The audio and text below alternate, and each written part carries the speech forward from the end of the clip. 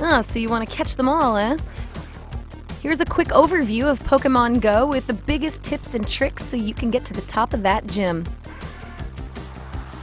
First up, where to find Pokémon. If you live in a city, you're going to be chock full of Pokéstops and Pokémon. But if you don't, travel to locations where there are community parks, art, or buildings, places of interest. Pokéstops refresh every 5 minutes. You can visit them an unlimited amount of time. Check back often. You can get eggs and incense and more. Also, if your bag is full, keep going. Your character's getting XP. Onto the map, if you see grass shaking, a Pokémon may or may not reside there, but you get a higher chance of encountering a wild Pokémon. If you see a bunch of hearts on any Pokéstop, that means there's a lure there, and there's a lot more Pokémon to follow. Stand in the lure and just hang out. They'll come to you. The footprint next to the Pokémon tab lets you know the proximity of the wild Pokémon. The closer you are, the less footprints there will be. Selecting a Pokémon in the tracker will give you a pulse when you're getting close. 3 footsteps means it's about 3 rings away. 2 footsteps means it's 2 rings, and so on. No rings means you're there. Click on that Pokémon and it will appear in 10 seconds. Once you're in the zone of trying to catch the Pokémon, the color of the ring when catching the Pokémon refers to the difficulty. Green is easy, yellow is moderate, and red is difficult. Try and hit him on the head. If you're having trouble, change out of augmented reality mode. You'll see that option in the upper right. You'll have less depth of field and an easier time hitting your target. If he does get away, you should be able to see him on the map and click and try again. But what happens if you've already caught 10 Zubats? Catch them again. Catch duplicates. Catching them can give you Poké Candy, which you need to power up and evolve your Pokémon. Catch them and return them to Professor Willow. You can click on your Pokémon stats and then hit transfer. But be careful which ones you transfer. Check out their CP, or combat power.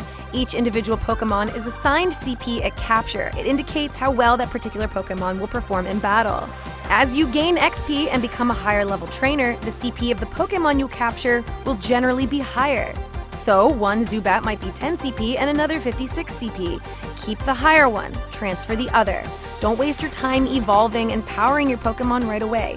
You could power up your Charmander to 100 CP and then find another Charmander at 150 CP the next day. Wait, only power up your highest evolved Pokémon. Give it some time. Here's an overview of your items. Pokeballs are your basic tool for catching Pokémon, but Great Balls unlock at level 12, and they're better.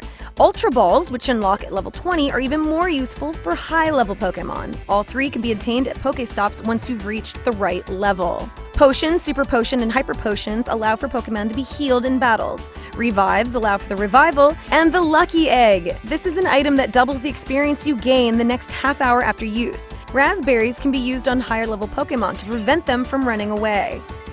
Level up your character quickly and earn badges. Catch as many Pokémon as you can to earn experience points, or XP. Increase your trainer level. Each capture awards XP based on the kind of Pokémon you caught, even if you've caught it before.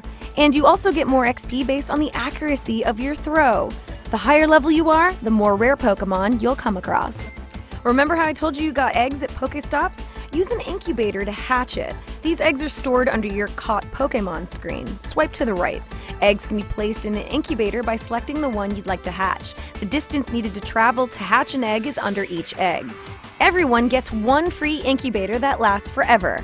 Any extras you find or receive from leveling up only last 3 hatches, then they break. Once in an incubator, walk around and it'll hatch once you meet the distance quota. Candy is also obtained by hatching eggs. Yes, your app needs to be open to reach that distance quota. Keep your app open.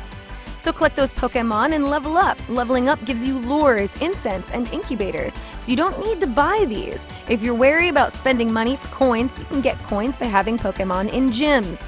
This is the Defender bonus. There's a shield icon in the shop section that you can refresh every 21 hours. 10 Pokécoins and 500 Stardust are given per Pokémon a day. You can have up to 10 Pokémon in 10 different gyms for a total of 100 Pokécoins and 5,000 Stardust a day.